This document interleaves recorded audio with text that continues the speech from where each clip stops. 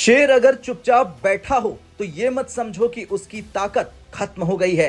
वो बस सही वक्त का इंतजार कर रहा होता है और आज भारत ठीक उसी मोड में खड़ा है। ना शोर ना बयानबाजी, बस तैयारी ऐसी कि दुश्मन को सीमा पार करने की जरूरत ही ना पड़े। आज पाकिस्तान खासतौर पर लाहौर घबरा चुका है क्योंकि भारत अब लड़ाई को सीमा पर नहीं दुश्मन के घर के अंदर डिजाइन कर रहा। बटन भारत से दबेगा और 400 किलोमीटर दूर दुश्मन के सैन्य ठिकाने जमीन में मिट्टी में मिल जाएंगे। लंबे समय तक भारत को एक ऐसे देश के रूप में देखा गया जो हथियार खरीदता था, दूसरों पर निर्भर रहता था, लेकिन वो दौर खत्म हो चुका है। आज भारत फाइटर जेट्स बनाता है, मिसाइल्स बनाता है, ड्रोन्स बनाता है, एयर डिफेंस सिस्टम बनाता है और अब निर्यात भी करता है। आत्मनिर्भर भारत अब नारा नहीं, भारत की सैन्य रणनीति है। भारत के सामने खतरा पश्चिम में पाकिस्तान जो आतंकवाद का नंबर 1 खिलाड़ी है, पूर्व में चीन है जो LAC पर सैन्य विस्तार कर रहा है। इसलिए भारत की रणनीति है टू फ्रंट वॉर रेडीनेस की। इसी सोच का परिणाम था ऑपरेशन सिंदूर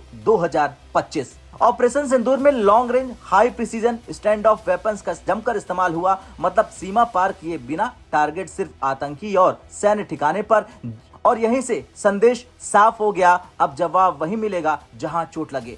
अब बात उस डील की जिसने बीजिंग से लेकर लाहौर तक की नींद उड़ा दी है। भारत और इजराइल के बीच करीब $8.7 बिलियन यानी करीब 78,000 करोड़ की मेगा डिफेंस डील फाइनल होने वाली है। इस डील को DAC से मंजूरी मिल चुकी है। अब इस पैकेज में क्या क्या शामिल है ये जान लीजिए। इसमें शामिल है Spice 1000 precision guided bomb, Rampage missile, Lora air launch ballistic missile, Ice Breaker stealth missile, और यही हथियार पाकिस्तान की सबसे बड़ी चिंता है।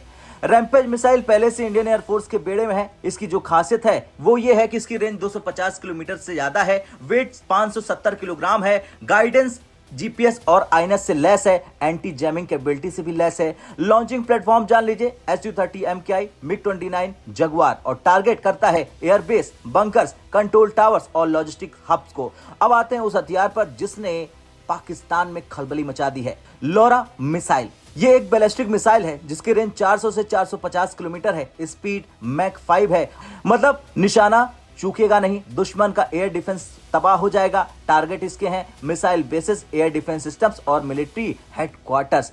पायलट भारत में सुरक्षित, तबाही दुश्मन के घर में होगी। अब बात करते हैं आइस ब्रेकर की। आइस ब्रेकर मिसाइल आधुनिक इलेक्ट्रॉनिक वॉर के लिए बनाई गई है। इसकी खासियत यह है कि AI बेस्ड टारगेट रिकॉग्निशन करता है, GPS ना हो तब भी हमला करता है, लो लेवल स्टेल्थ फाइट और रडार एविएशन से लेस है। पाकिस्तान GPS जैम करे, रडार मजबूत करे और ICE ब्रेकर फिर भी वहां पहुंचेगी और बहुत मारेगी। अब इस डील की सबसे बड़ी खासियत यह है कि ये फुल टेक्नोलॉजी ट्रांसफर होगी, यानी BEL, HAL और DRDO इसके मुख्य खिलाड़ी होंगे। मतलब सिर्फ हथियार खरीद नहीं, भारत में निर्माण होगा। यही है आत्मनिर्भर भारत की असली ताकत। अब इन हथियारों के आने से इंडियन एयरफोर्स की डीप स्ट्राइक क्षमता बढ़ जाएगी, पायलट रिस्क कम होगा, तेजस जैसे स्वदेशी फाइटर जेट्स और घातक हो जाएंगे और भविष्य में भारत इन्हें इंडो पैसिफिक देशों को एक्सपोर्ट कर पाएगा। ये डील लगभग 200 बिलियन एरोस्पेस पैकेज का हिस्सा मानी जा रही है। उम्मीद है 2026 के मध्य तक कैबिनेट कमेटी ऑफ सिक्योरिटी यानी कि CCS से अंतिम मंजूरी मिल जाएगी। अब पाकिस्तान के सामने सच्चाई है, भारत को सीमा पार करने की जरूरत नहीं है। भारत के पास स्टैंड ऑफ वेपन्स है, बटन भारत के हाथ में है, दूरी 400 किलोमीटर है, इसलिए लाहौर में खलबली है, रावलपिंडी में चिंता है। खैर ये डील सिर्फ हथियारों की खरीद नहीं, सिर्फ इजराइल के साथ साझेदारी नहीं, ये भारत की नई सैन्य सोच का ऐलान है। भारत अब अपनी सुरक्षा खुद करता है और दुश्मन को पहले ही चेतावनी दे देता है। बटन भारत के हाथ में है। ऐसे में आपका क्या सोचना है? क्या ये बटन वक्त आने पर दबाई जा सकती है? हाँ या ना में कमेंट कर जरूर बताएं।